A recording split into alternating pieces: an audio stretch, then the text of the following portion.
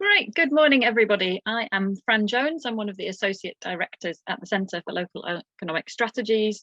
We are the national organisation for local economies in the UK. This is the second in our series of conversations with fellow travellers on the road to social, economic and climate justice. The final one in the series is with Kate Rayworth, author of Donut Economics, and the details of that are being posted in the chat now by my colleague Helen. Do sign up if you'd like to join us for that in a few weeks' time. But now on to today's event.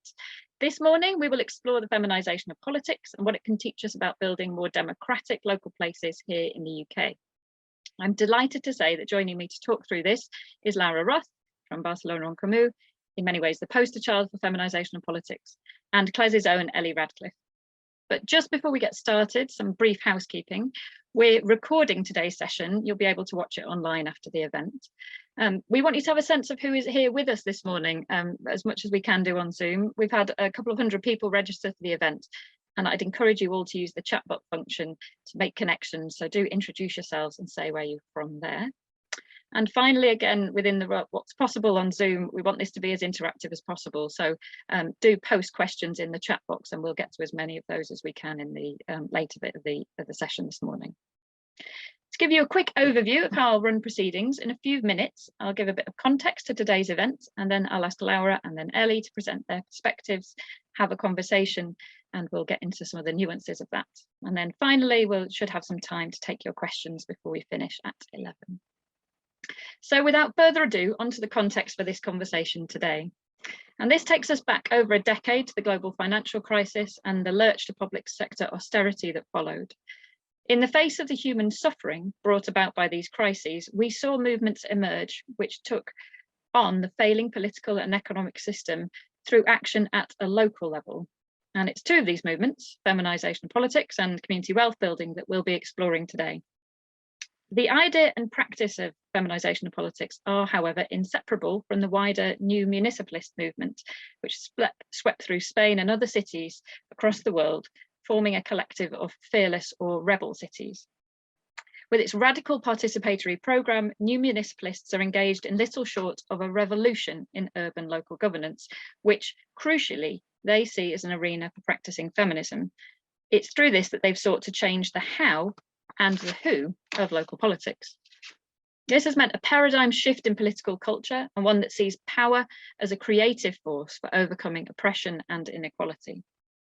It's important to say that these are far from abstract ideas, and the movement has been led by people on the ground in cities experimenting with different political practices, trying to make political decision-making include groups that tend to steer clear of politics. These ideas have been cultivated and shaped both in practice on the ground and in collaboration between cities, including through the Fearless Cities Network.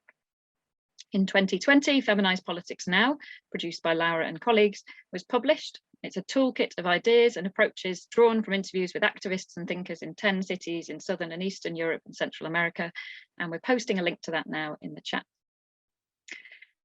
Over a similar time period, the community wealth building movement has grown, again in response to deep-rooted injustice and inequality.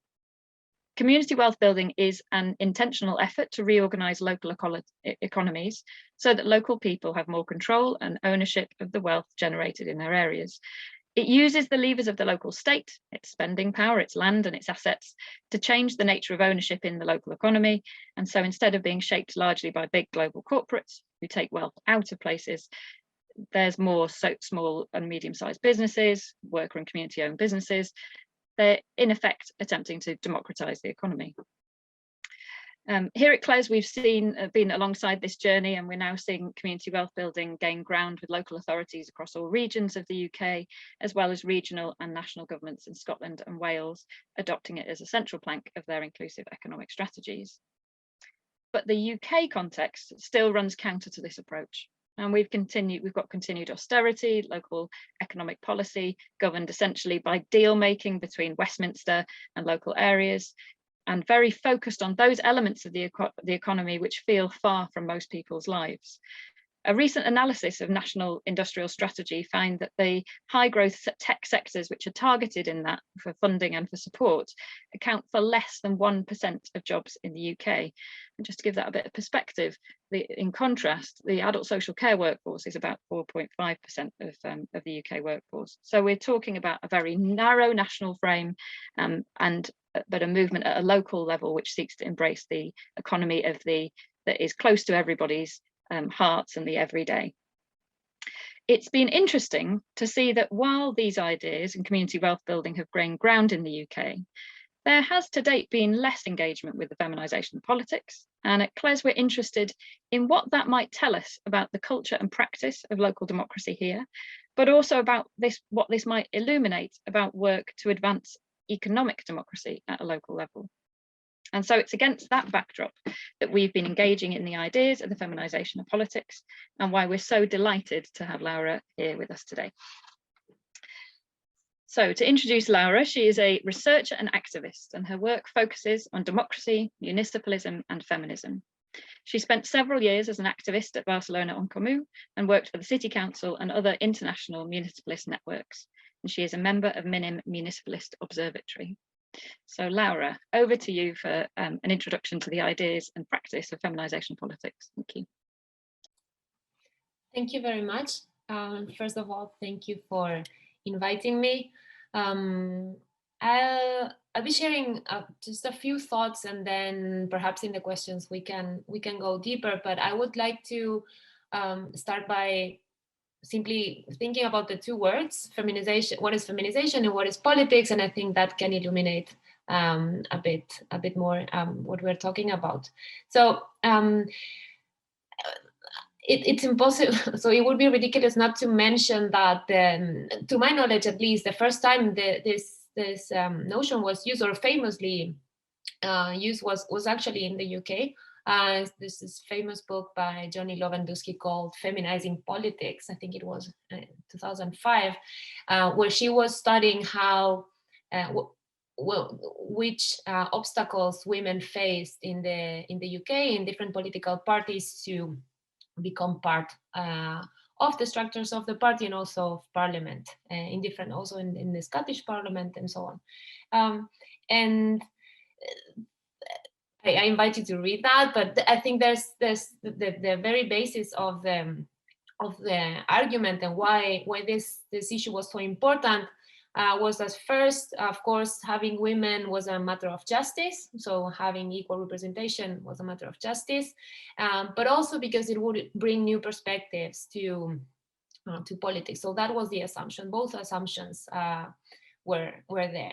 The problem with that is that, and this is also showed in the study, is that women usually suffered a backlash when entering politics, both if they try to adapt and to behave like men, let's say, to adapt to the usual practices of politics, and if they didn't, because they were criticized for being either too feminine or too masculine.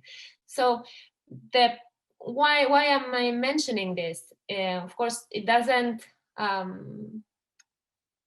It is impossible to look at why there aren't more women in politics if we don't look at the structures of politics and the actual practices of politics. What's happening every day in politics that makes it so difficult for women, but also for other people to become part of politics. So so there's a limit there. If we just look at gender balance and we don't go beyond. But also if we think about what politics means, and there's a limit in that study that I was mentioning, it just looks at representative democracy. It doesn't look at politics in a broader sense that includes both social movements and political parties as structures themselves. And it doesn't look at society in general and in other parts of politics that are also have a relationship with representative institutions. So in the project I was engaged in, This is a project that is part of the municipalist network, the municipalist movement, and we were looking at the practices, the feminist practices, or the absence of feminist practices in different areas, and not simply in political parties, in traditional political parties or institutions. And we, the notion of feminization of politics becomes broader. Then it includes gender balance, but it also includes policies, because the outputs of politics are also part of politics. And the third and most important, at least for us, element are these practices, the everyday practices of politics, and also the structures of politics. How are decisions made on a daily basis? So we identified different areas that were not, it's not a closed list, but these are the areas that we identified where feminist practices could take place. And these were, of course, gender balance, but also things like power. What is the notion of power that is part of politics, if it's something based on competition and destruction of the adversaries, or if it's based on sharing and building collective power through collaboration. Also issues like leadership, what kind of leadership are we valuing, participation, what kind of decision-making structures do we have, and again, not only in public institutions, but also in these other organizations and structures that surround those institutions. Then also care, to what extent is care part of politics? And this includes not only care for dependent beings, but also care for each other, for our peers in politics, and also self-care. And finally, issues like diversity and nonviolence were part of this exploration that we did. We do have in that publication a list of examples of practices that can be implemented in different areas. And we haven't really focused on local governments, but many of the issues that appear there can be applied to any kind of institution or structure, actually. And I think it's really interesting that many people who are involved in local governments and other kinds of institutions are exploring their own answers to those same questions. And well, I don't know, perhaps we can dive more into it in the conversation. Thank you. Wonderful. Thank you, Laura. What a succinct unpacking of the terrain for us. Thank you for that. Ellie, can I hand over to you for your thoughts? But just to introduce you before I do, Ellie is a senior researcher at CLES, and she leads on our engagement with the feminization of politics, along with work on economic democracy and inclusive economies more broadly. Before joining CLES, Ellie held a number of jobs in the charitable sector, and in her previous role, she developed and organised a network of action groups which brought together decision makers and people with lived experience of homelessness, seeking to address power imbalances and develop shared solutions. She holds a master's in European history, and outside of work time is involved in various local community projects where she lives in Manchester, with a focus on community growing and the circular economy. And Ellie brings all of that to this discussion. So Ellie, over to you for your thoughts. Thank you. Hi everyone. Sorry we can't see you. It's a real shame, but hopefully we'll be able to get a feel for what you're interested in the chat. Firstly, thank you for coming. And I'm just going to take you through broadly CLES's thinking on this so far. Obviously, our realm is local economic development, and particularly community wealth building, and that might be how some of you have come to this event. So I'm going to try and explain where we're coming from, why we feel the feminization of politics is important in extending our understanding of community wealth building and practice. And then obviously we can dig into more specifics in the chat when me and Laura have a conversation. So just to start with, community wealth building and the feminization of politics, to our minds at CLES, are really naturally well placed to go together. As a starting point, both recognise the significance of the local as a unit for change. Both seek to tackle underlying power dynamics within systems, whether that's the political system or the economic system, and both speak to institutional power, you know, who holds it, how it's exercised, and what it can actually do in a locality. Now, fundamentally, community wealth building is trying to transform our local economies. And the big question for us in this is who has power within our local economies? So that could translate to who holds wealth and who directs wealth and where does it go? And community wealth building addresses the ownership and control questions of wealth.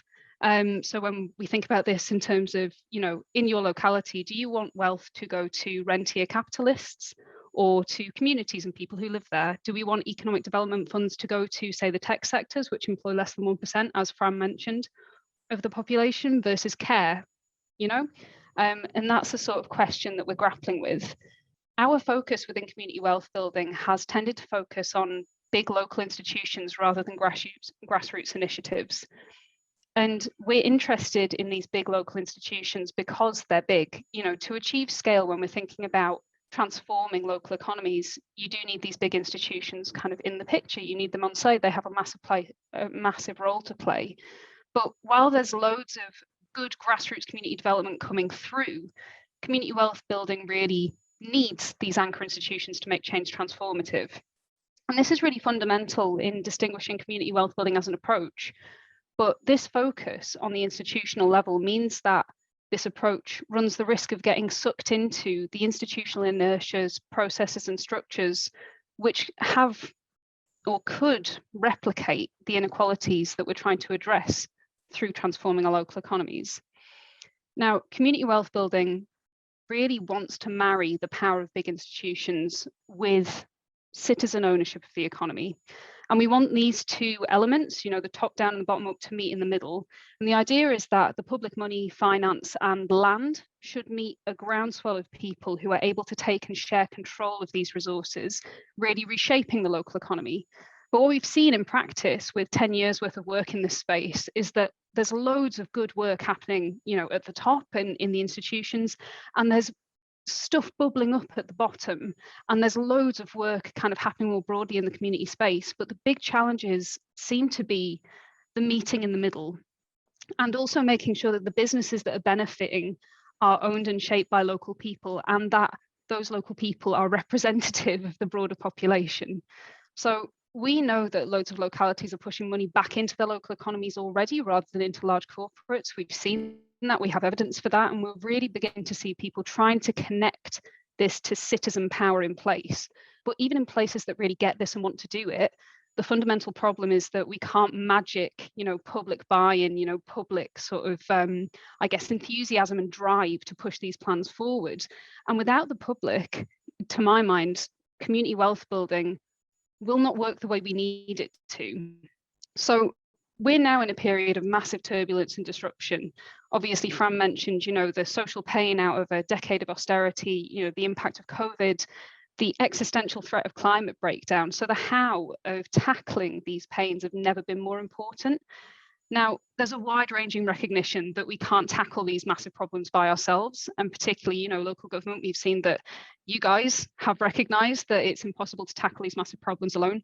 And the fact of the matter is that the scale of the challenges we're facing, particularly in relation to things like climate breakdown, but also in terms of our economies, in terms of social injustice, mean that the rules on this haven't been written yet.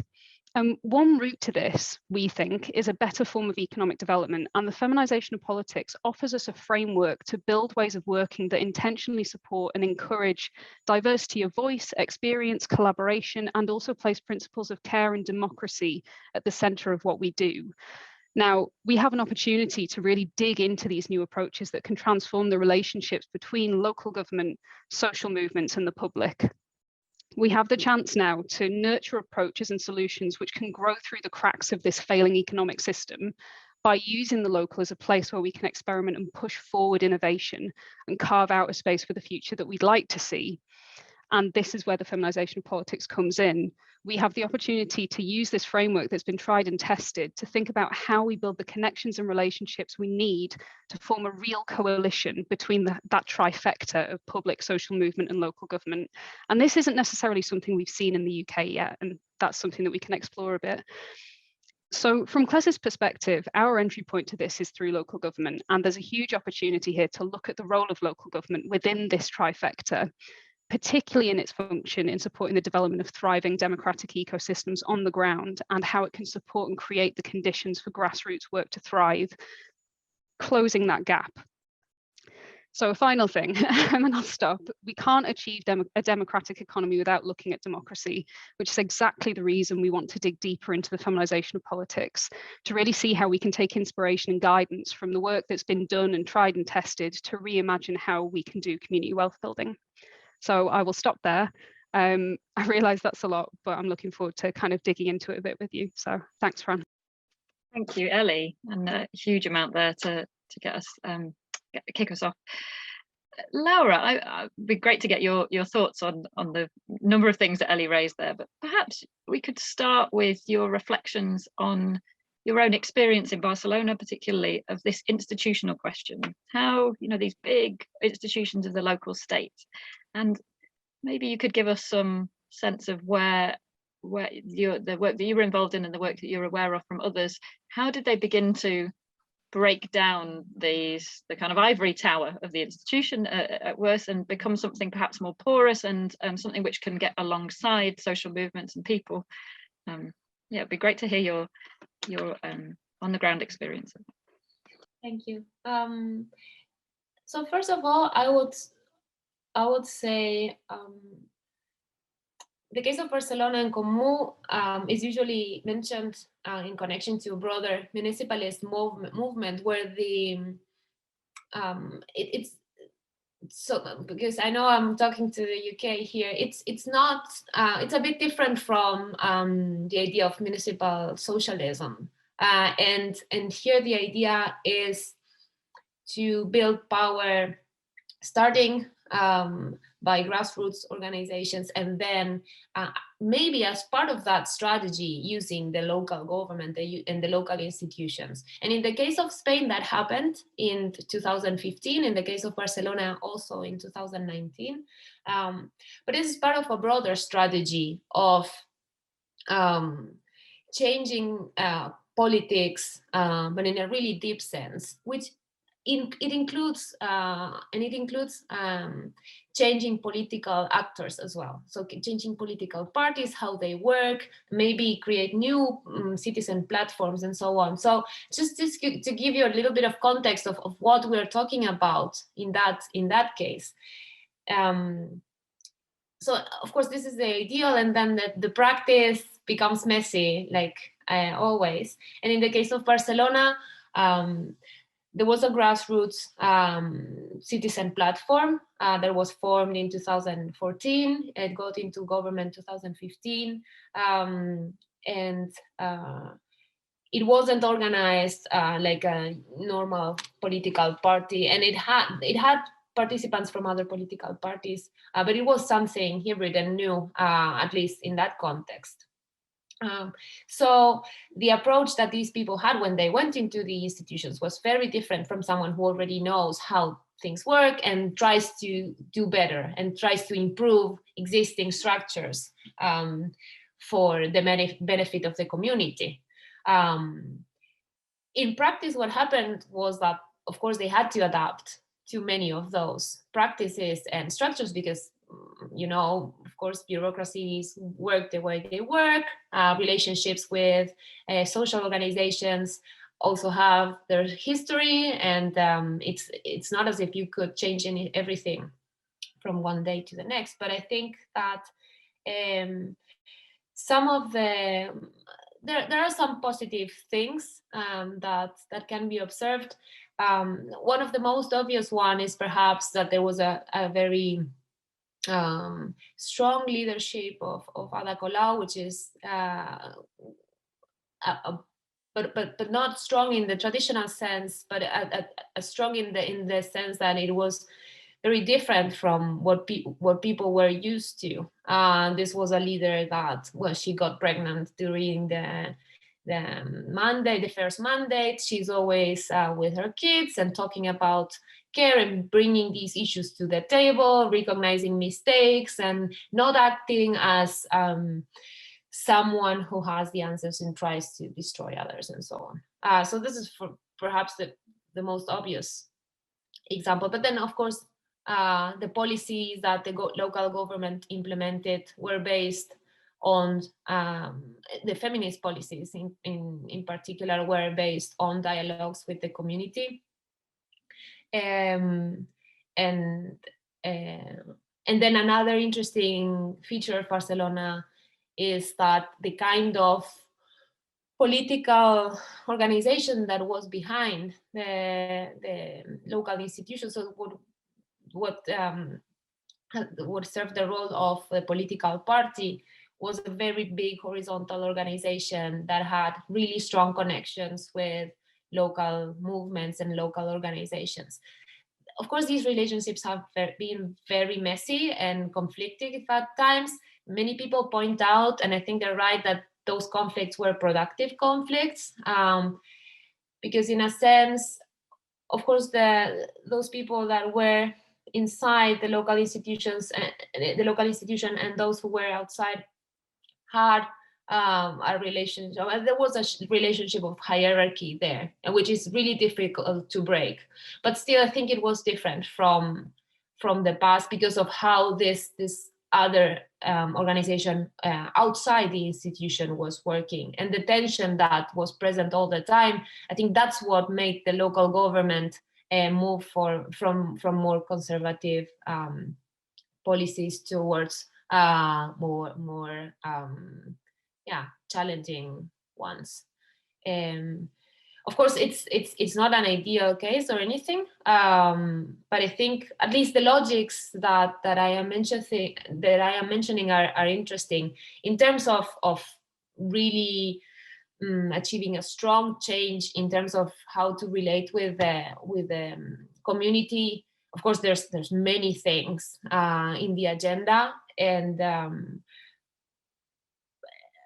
but I will mention just one that I find especially revealing, and it's that for the first time, so even if it proved to be really hard to establish spaces for those dialogues between the institution and the community to happen, at the same time, the usual actors, the usual lobbies, the usual groups that were used to having an impact in the local institutions, well, those channels were cut from the very beginning. So there was a really strong policy of not engaging in informal and privileged forms of communication with actors that were already able to influence the local government, and those actors were brought to broader spaces of decision making that were public, that were open, and so on. And I think from a feminist point of view, this is really interesting because it's looking, perhaps it's something really small, but it is looking at certain power logics that are very patriarchal in a sense. There's this logics of informal negotiations and being able to decide based on individual, so one-to-one conversations and so on. So bringing things to the public and opening structures that are the same for everyone doesn't solve all the problems, but it does solve some of them. And I think it's interesting to look at that. Wonderful, thank you, Laura. It's fascinating to hear because we worry this concept of, in the UK we don't have the same kind of grassroots activism trying to kind of drive this, and not to say there isn't grassroots activism, but it's not been directed in perhaps the same way, but some really positive steps there that you can imagine taking perhaps within the setup as it is, and then who knows where the limits might be. Ellie, I'm interested in your thoughts on that. I'm feeling optimistic from what Laura was saying. It'd be interesting to hear your reflections on to the extent to which you think that resonates with some of the examples we've seen of the UK, of some of these ideas beginning to take shape. And I'm feeling optimistic as well, so that's great.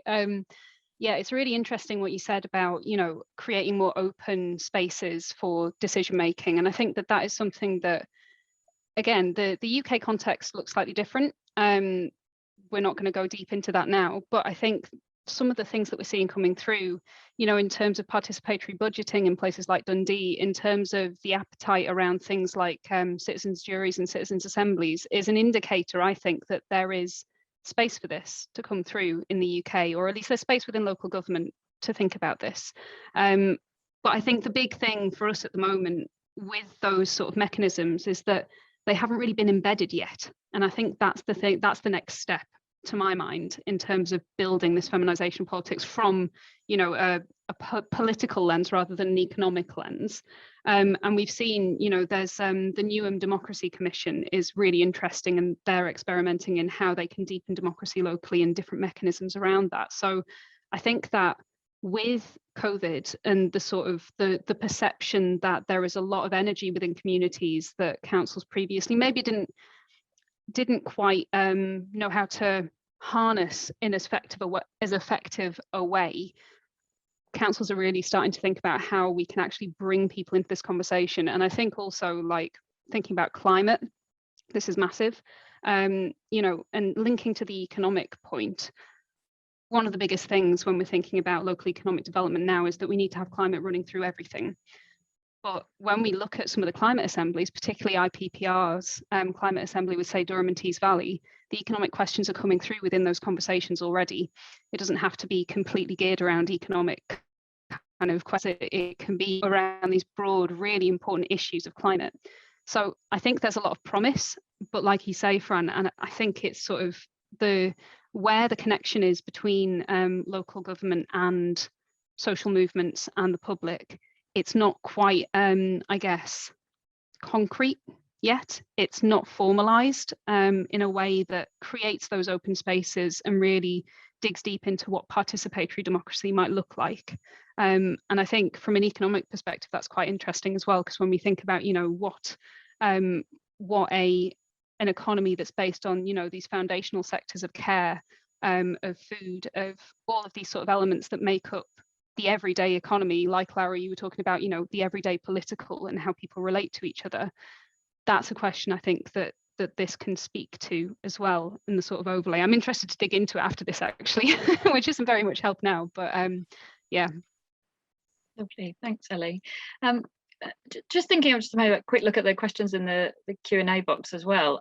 There's something coming out for me here about, you know, we've got a long history in the UK of engagement, involvement, participation. You know, there's a lot of it, and I think that one of the challenges with this agenda is how do you differentiate? How do you say, you know, this?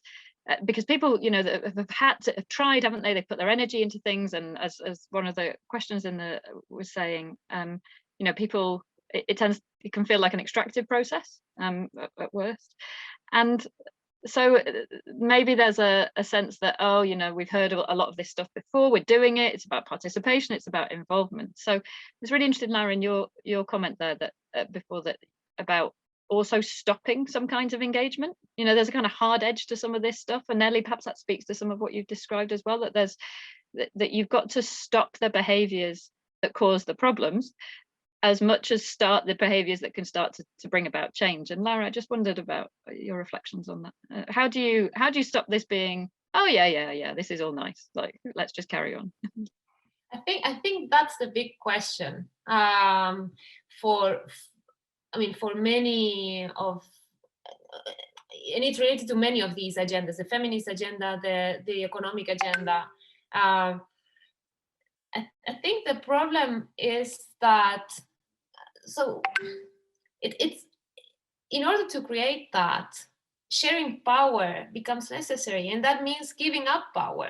Even if you have very little power, because you're a very small city council, and you think that it's you couldn't give up this small amount of power that you have, but without that, it's not possible to achieve any meaningful distribution of power. Actually, not distribution in the sense that it's something that can be distributed, but you cannot build a greater power from the bottom up, let's say in a broad sense. if you don't share that power. And I think that usually that's the problem. It has been, I mean, it's not my opinion, it's something that has been studied in depth in many countries, the fact that participation has become actually a tool of legitimizing especially local governments, and also those in, so the institution, but also the people in government. And it has been transformed into a way of finding better information about what people actually want and things like that, but it hasn't transformed into democracy, which means self-government by the people. It is still seen as a from a bottom-up approach. I will listen to what people have to say, and then I will do what I need to do, and I will probably be more informed, and I will probably be more successful in the next elections, which is important, especially if you have an important agenda that you want to implement. But I think there's a dilemma here. Either to be as efficient as we can implementing the agendas that we have, or sharing the power and actually asking people to build their own agendas. And the problem with this is that I'm not a person, now it's my opinion, I'm not very optimistic in terms of to what extent we can actually share power when we have it. I mean, it's really hard to do that. We find it hard in any other domains of our lives as well. I mean, it's really hard to do that. That's why I was mentioning that that in the case of the municipalist movement, there is, I mean, of course, there's a great diversity in terms of strategies, but there is a certain preference for building power from social organizations and the community, and then from there setting the agenda instead of opening the agenda from the bottom up, which might be fine in certain circumstances, of course, as Ellie was mentioning before. If there's not enough happening on the ground, then what will you do? But it can still inform the strategy. If you are in the local government and you want to do that, it can still inform it in the sense of paying attention to the ways in which those initiatives can become autonomous, and I'm not thinking simply in economic terms here, also in terms of not in terms of ownership of the economy simply, but ownership of the shared life in general. And this is something really important to feminism, not only how we to what extent we have the basics for our own living, but also to what extent we can look at each other in the face without thinking that some of us are more important than others. So I think it's really difficult. And in any case, I think one interesting strategy is, well, at least in the cases that it has been a bit more successful, I think are the cases where there's a long-term strategy in terms of how will power look like in I don't know, 10 years. What are the steps to get there? Who do we want to have power in the next 10 years? And how can a real democracy be built from the departure point that we have? Of course, it might be the answers are different for different places, but I think it's interesting to keep that in mind, that participation doesn't really entail democracy in this strong sense where power is really shared. Wonderful, thank you, Laura. So Ellie, I'm dying to hear what you would make of this dilemma, and I think that really interesting point there about the long-term cultivation of this. That it's not like flick a switch. You can't, and it as a technocratic exercise, and also the very human that you described there, Laura, of even if it was there's some questions in the chat that are coming up on this. you know, Westminster government's not very keen on the idea. Like leaders at a local level aren't very keen on the idea. Your officer, as you say, sitting in a local government who feel like they've hardly got any power anyway, because they're just, you know, they've got 1,000,001 pressures on them. Like they don't feel powerful, do they? So Ellie, like where have you seen the spaces where people have managed to grapple with that dilemma and perhaps find something that is possible and to move towards a different form of power? Yeah, no, firstly, I could talk about this for ages, so I'm going to try and keep it kind of to the point. But I think Laura's point about self-governance is really significant, and that question of like participation and democracy. And I think there's something here about recognizing that what both of these movements want is action rather than just voice. Voice is amazing. Voice is really important. Voice is important in recognizing what's needed locally. But ultimately, this is about making sure that people recognize their agency and recognize their power collectively and as individuals to push things forward. I think there's a role here for local government in creating space for that and nurturing it and supporting it.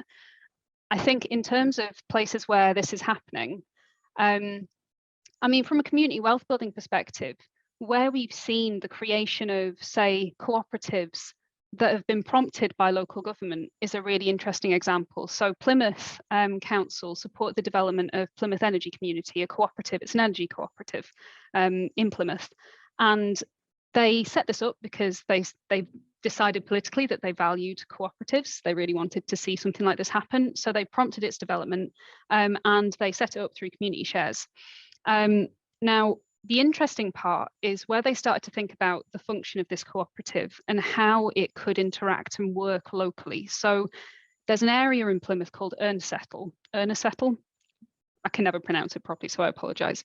But Ernsettle is quite a deprived area, and there's a community trust called Full Greens Community Trust, which also works quite closely with the council. Now, the community trust struggled for funding. It's like any other VCSE organisation, is quite reliant on grants, or was, and the council was really trying to think how it could tackle that. So what they did was they did an asset transfer of an area of MOD land. It was a blast zone, you couldn't farm it, you couldn't develop it. So they transferred that to the community trust and linked them up with the Plymouth Energy Community. The energy community then basically leased the land off them for £18,000 a year. The community trust gets guaranteed income.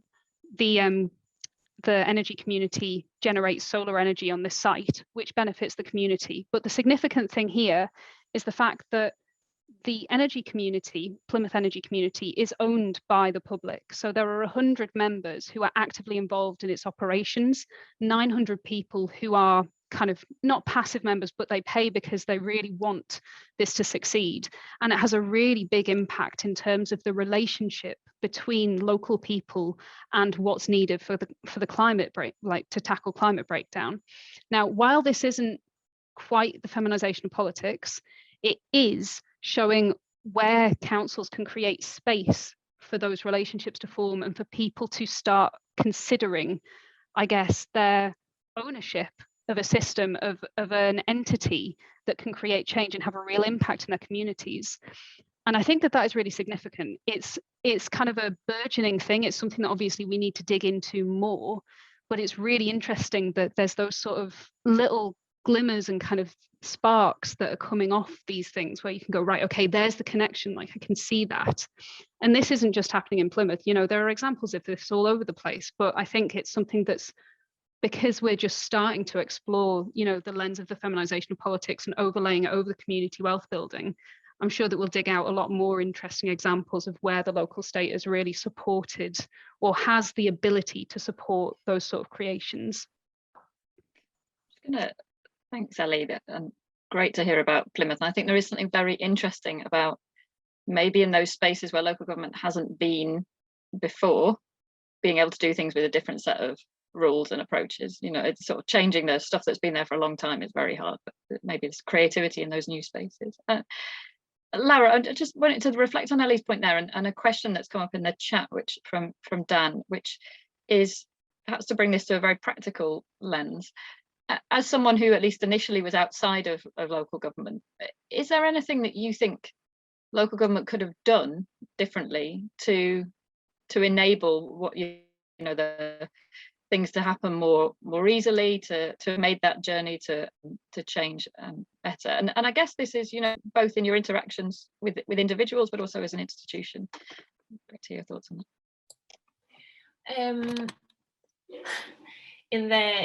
I'm not sure. I think the question is related to Barcelona in particular, right? So very direct answer would be, I mean, it would be connected to something that that is not actually connected to the people who are actually inside, but to everyone in the political platform, which is having a plan for a long-term plan in terms of how to share power more evenly. Why do I mention this? Because well, of course you know this, but the logics that local governments, any public institutions have, are just make it too difficult to actually make the decisions that people want to make, and they become immersed in those logics, and unless you have really strict rules and really clear aims in terms of what you want to achieve, the short-term emergencies just eat up your energy. I think that this is in the case of Barcelona and Comú, and again, it's the case of people who came from outside these institutions and didn't have a previous experience, but it probably affects any political program, manifesto. It doesn't have, I mean, I think it's not enough to include just an agenda of policies, but also an agenda of how to distribute power better, and to give priority to that is really hard. And the same happens with feminist issues in general, in most domains. Now, I'm not talking only about public institutions here. It's really difficult to prioritize that. So I think it's unfair to criticize those who are in office for not doing it, because if the structures don't make that more likely, it's really difficult for individual people to fight against those structures and dynamics. The media, well, it depends on the case, but the media, the ways bureaucracies work, and then the demands of different actors. Of course, there will be many priorities there. So setting those limits, I think it's important. And then, but it's connected to this. I would say that opening more regulated participation and decision-making spaces would have been important. This is difficult because usually when these spaces were opened, at least in the case of Barcelona, the people who participate are usually the same as always, right? The ones who already have the capacity and the resources to do it. But I think that nowadays we know of many participation and decision-making devices that can work really well, and are really good at reaching at people who are not the usual suspects, like citizen assemblies, for instance. I think if well designed, and if transformed into and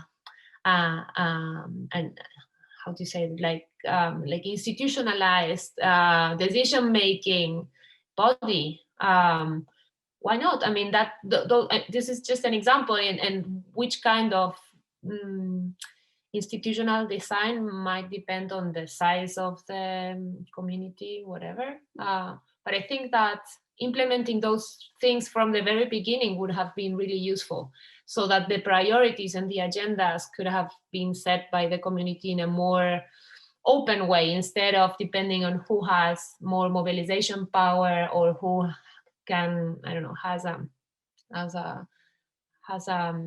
agenda that can become more visible, etc. Which were the problems in the case of Barcelona, that some people had a greater mobilization power and some others didn't. So it took very long until the local government looked at those groups. In the case of care, for instance, it's really interesting. These are policies that are being implemented now, for instance, policies to support the people to support care providers. It's something that is happening now after 6 years in government, and it wasn't that difficult. I mean, it wasn't a big policy, but it wasn't a priority. Now it is, but it took a very long time. And I don't know, I think maybe it's a personal obsession, but I think that having clear structures and clear decision-making mechanism is really helpful. Of course, how they are designed is also important because the devil is in the details. But that would have been really helpful.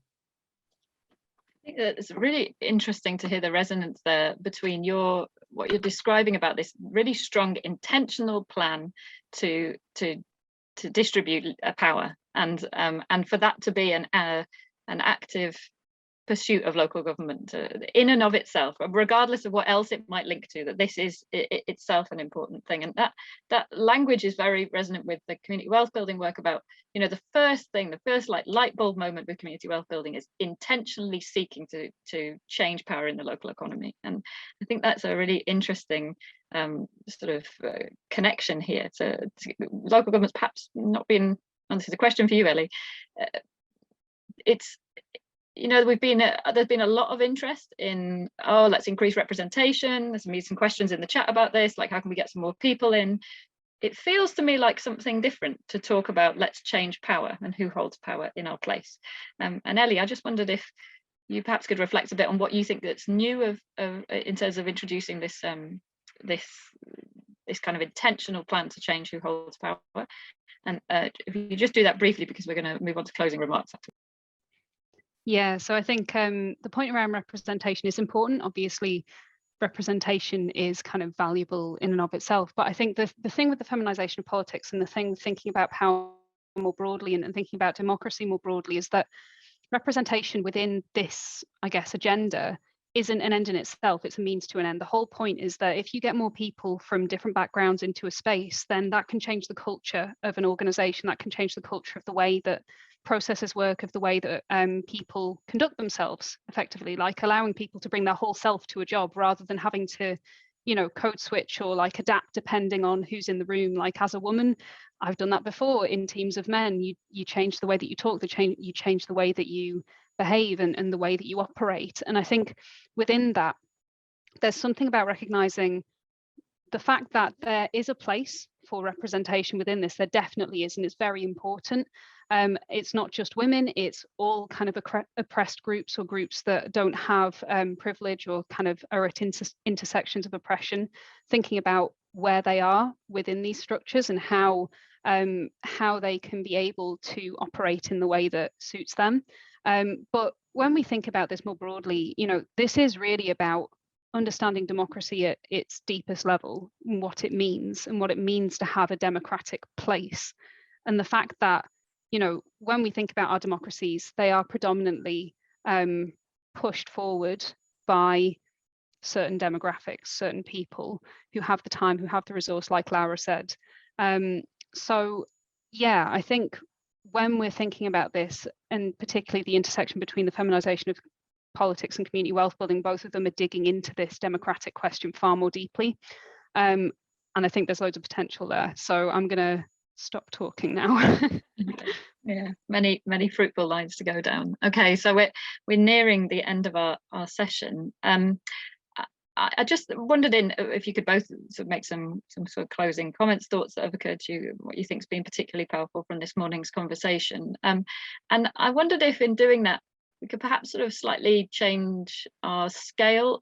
There's a question that's come up and got a lot of interest in the chat, which is focusing on the centralised nature of politics in the UK, very heavily centralised, a real sense that the political culture is that local government has to get permission to do things, special dispensation from Westminster to do things. And with that anti-patriarchal approach, it seems unlikely that that's going to change anytime soon. And I just wondered, we talked a lot about the local level, but what could be our tactics as collectively as we sort of pursue this in perhaps seeking to disrupt or to shift that wider national culture of centralization. So Laura, do you want to kick us off? Yeah, it's difficult to, that's a difficult question. I think it's interesting to look at what people are doing in places where things are much worse, right? Because of course the UK is a centralized country and with not many competences for local governments and so on, but in some places things are really terrible. I mean, not only conservative governments, but also authoritarian governments and so on. And what people are doing in those places are to organize outside the state, instead of using the state as the main tool. And I think I don't know, I'm always hesitant so there's two possible paths, I guess, the most obvious ones. The first one would be to try to use local governments and the tools that are already there to create some positive outputs, at least for those communities, and even perhaps to challenge the state joining forces with other local governments. So that's perhaps the most obvious strategy, right?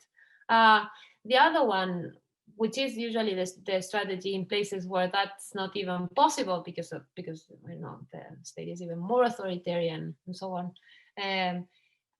is to, and actually in the US, for instance, that's also it's also an interesting case, although the scale is very different, is to actually focus on building grassroots power, and then to use that not simply in an anarchist way, just to build your own community and like disconnect from the rest of the world, but actually to create alternative structures that are actually that have clear rules and where everyone can participate, and that can simply be spaces where people can get together, set an agenda, a political agenda, and share and make strategies together, and also cooperate with what's happening in other places. So I think this should happen at the local level, but not necessarily in connection to the local government, perhaps incentivized by local governments, but not necessarily. And so that I mean, it is really important to break this cycle of pessimism and disconnection that people have with politics. And the only way people can do that is by actually engaging, and not simply as consumers of local policies, but also as potential creators of their own reality.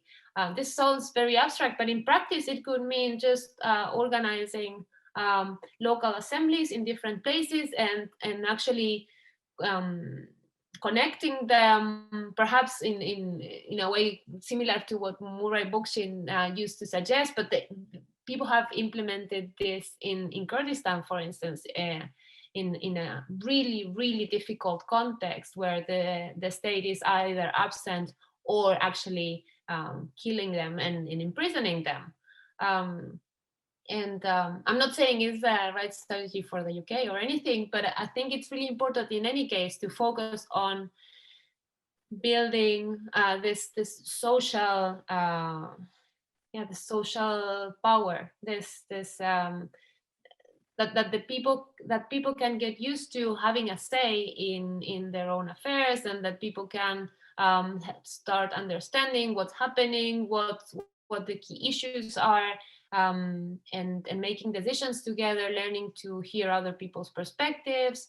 I think that's I mean, of course, there's no one way of doing this, and it depends on the context. But I think that focusing on that is really important, and not simply on short-term outputs, which are really important, of course. But in the long run, how else can we make sure that people can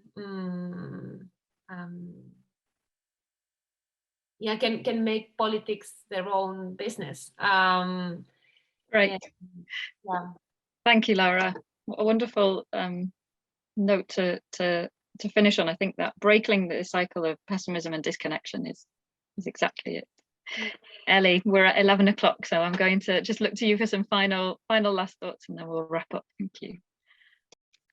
Yeah, I think this has been fascinating, and I've really enjoyed this conversation. And I think the big takeaways for me are the importance of action when it comes to this, and thinking about democracy more deeply. And I know that that is kind of like a very obvious thing, but I think that that's something that can sometimes get lost when we think about strategizing and, you know, all of the things that local government has to do, and also the importance of making sure that within local government, when we're thinking about this, if there are things bubbling up on the ground, it's about nurturing it and figuring out the best way of working with people rather than going in all guns blazing. And I think that's something that is really interesting, and I'm looking forward to exploring this further.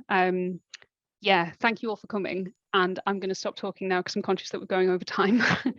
Thanks, Ellie.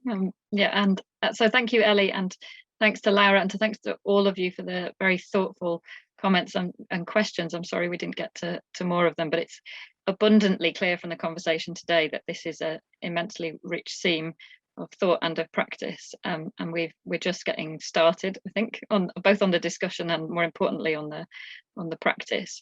Just to give you a bit of an indication, this is ideas that CLES has been looking at, and with colleagues in other parts of the world for a little while now. It's been great to have this conversation today, and we will be using some of the thoughts that have come from this session and conversations we'd like to have with people over the next few months to put together a paper on this, and to think about how we best support both this as a movement, as a collaborator, but also to think about in our own work, in our own approach to inclusive economies, and how we work with places, many of you on the session today.